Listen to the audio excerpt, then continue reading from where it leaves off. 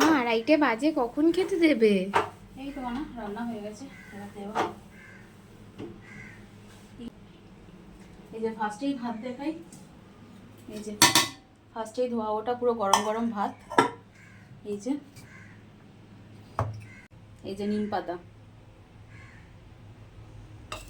তারপরে হচ্ছে এঁচড়ের তরকারি, একটু বসে গেছিলো, ঝোল ঝোল মতো রেখেছি। তারপর এঁচড়ের তরকারি।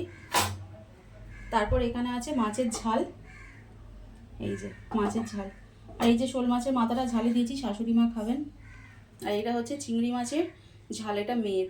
অল্প কটা নিয়ে এসেছিলো তো, একটুখানি এঁচড়ে দিয়েছে, আর একটুখানি মেয়ের জন্য ঝাল করে দিয়েছি। স্যুপ নাকি মাছের? এটা না, কি কার জন্য তাহলে? বলতো? কার? বল না। আমি তো খাবো না, হয় ঠাম্মার নালে তোমার বরের জন্য। হ্যাঁ, এটা আমার বরের জন্য। আমার বর তোর কে হয়? গুদুম গুদুম করে মারতে হয়। এই যে এটা আমার বরের জন্য, পাতলা করে শোল মাছের বলকের ঝোল। আর ঘরে আছে আমের চাটনি, ঘরে আছে আমের চাটনি।